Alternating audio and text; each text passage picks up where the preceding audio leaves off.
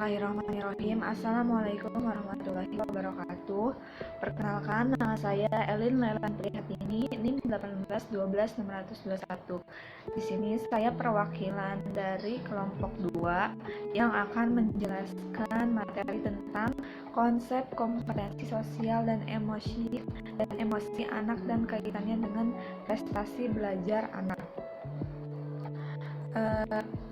Baik, di sini saya sebagai pemateri yang pertama yang akan menjelaskan tentang kompetensi sosial anak. Kompetensi sosial adalah perangkat perilaku tertentu yang merupakan dasar dan pemahaman diri sebagai bagian yang tak terpisahkan dari lingkungan sosial, serta tercapainya interaksi sosial secara efektif. Kompetensi sosial juga mencangkup kemampuan interaktif dan pemecahan masalah kehidupan. Ada juga seorang ahli, Koval Dalamianti, menyebutkan bahwa kompetensi sosial terdiri dari 3 konstruk. Yang pertama, penyesuaian sosial, yang kedua, performansi sosial, yang ketiga, keterampilan sosial. Anak yang tidak memiliki keterampilan sosial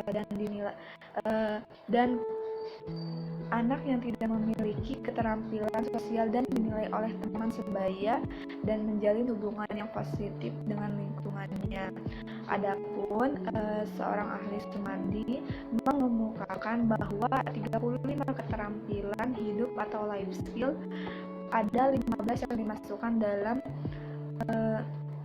dimensi kompetensi sosial. Yang pertama, kerja tim, yang kedua, melihat peluang, yang ketiga, peran dan kegiatan kelompok, yang keempat, tanggung jawab sebagai warga, yang kelima, kepemimpinan, yang keenam, relawan sosial, yang ketujuh, kedewasaan dalam berelasi, yang kedelapan, berbagi, ke-9 kepedulian kepada sesama, yang ke-10 berempati, yang ke-11 toleransi, yang ke-12 solusi konflik, yang ke-13 menerima perbedaan, yang ke-14 kerjasama, yang terakhir atau yang ke-15 komunikasi. Nah, ada juga beberapa cara untuk mengembangkan kompetensi sosial kepada anak. Yang pertama, yaitu waktu yang paling baik untuk mengembangkan sosial adalah sejak anak berusia 6-8 bulan sampai 2 tahun. Waktu yang kedua, anak yang berkembang secara optimal apabila pengasuhan mau berbicara dengan anak tentang apa saja yang diminati anak. Lalu yang ketiga, kebebasan fisik adalah penting bagi anak. Anak yang tidak terus-menerus dibatasi ruang gerakannya akan lebih baik perkembangannya. Yang keempat, ada anak yang memiliki kompetensi sosial yang tinggi, umumnya memiliki hubungan sosial yang akrab dengan orang yang penting bagi anak, misalnya orang tua, khususnya dalam masa bulan pertama sejak kelahirannya sampai sebelum ulang tahunnya yang pertama. Nah, terus juga yang kelima, kualitas hubungan anak dengan orang tua lebih menentukan diri pada lamanya mereka bersama anak. Orang tua pengganti pun dapat memberikan pengalaman yang kaya pula. Lalu selanjutnya, berbicara dengan anak secara oral akan jauh lebih efektif dalam mengembangkan bahasa sosial dan intelektual anak daripada anak memperoleh rangsangan bicara dari televisi, radio, atau melalui pembicaraan antar beberapa orang tua. Nah, selain cara-cara yang saya tadi sebutkan, bermain juga dapat menjadi cara yang cukup efektif untuk pengembangan kompetensi sosial diri bagi anak. Dengan bermain dapat merangsang perkembangan kognitif anak. Bermain juga membuat anak dapat menyelidiki lingkungan belajar tentang objek, dan bermain dapat menjadi penyelesaian masalah bagi anak.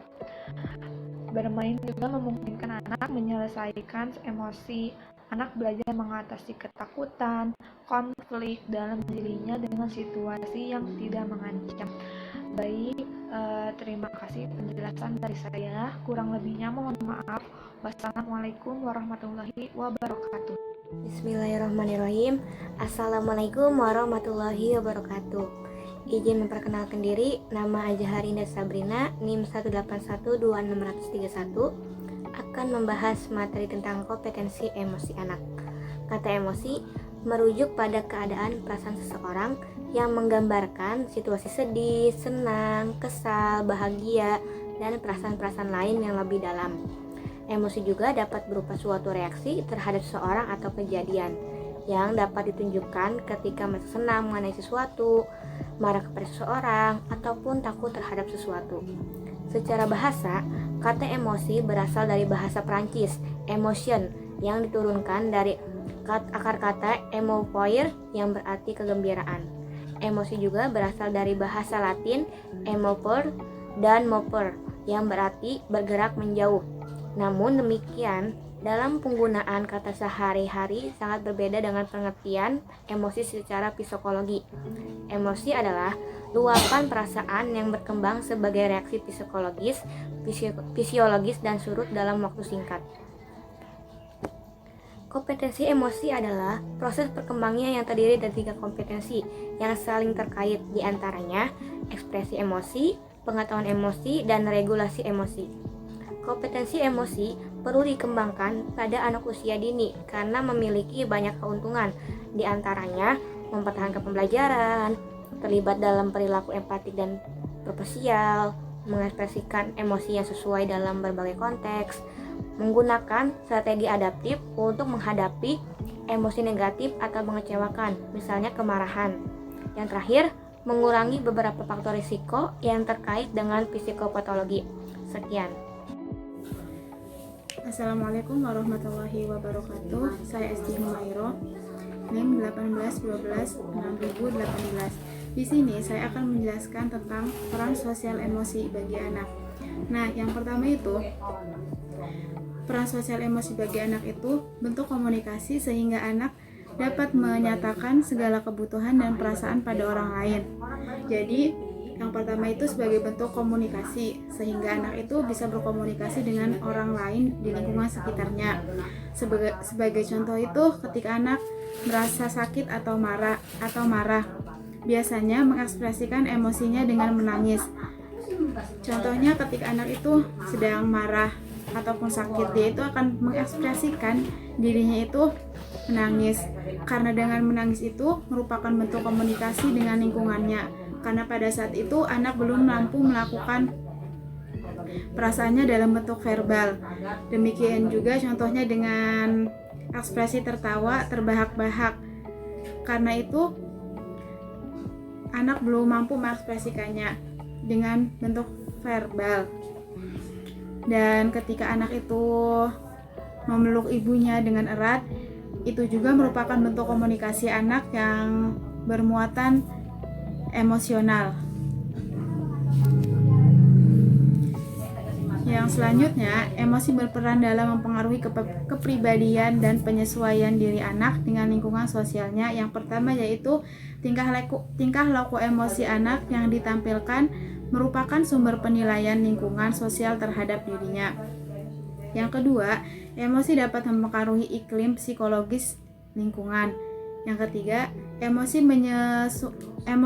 menyenangkan atau tidak menyenangkan dapat mempengaruhi interaksi sosial anak melalui reaksi-reaksi yang ditampilkan lingkungannya. Yang keempat, tingkah laku yang sama dan ditampilkan secara berulang dapat menjadi satu kebiasaan. Yang kelima, ketegangan emosi yang dimiliki anak dapat menghambat atau mengganggu aktivitas motorik mental anak. Nah, itu dia tadi peran sosial emosi bagi anak usia dini. Selanjutnya akan dijelaskan oleh Fatina Jila. Dan terima kasih. Assalamualaikum warahmatullahi wabarakatuh. Bismillahirrahmanirrahim. Assalamualaikum warahmatullahi wabarakatuh. Nama Fatina Bila Inayal Fatihah, NIM 1812-629. Baiklah, di pertemuan kali ini saya akan membahas tentang sosial emosi dengan prestasi belajar anak. Apa sih sosial emosi dengan prestasi belajar anak? Sosial emosi dengan prestasi belajar anak adalah hubungan kecerdasan emosional dengan prestasi belajar atau yang biasa dikenal dengan EQ. EQ adalah kemampuan psikologi untuk menerima, menilai, mengelola, serta mengontrol emosional pribadinya dan pelajar lain di lingkungan pembelajaran. Selanjutnya, di dalam hal ini juga emosional mengacu pada perasaan terhadap informasi akan suatu hubungan, sedangkan kecerdasan intelijen mengacu pada kapasitas untuk memberikan alasan yang valid. Alasan yang valid akan suatu hubungan tersebut.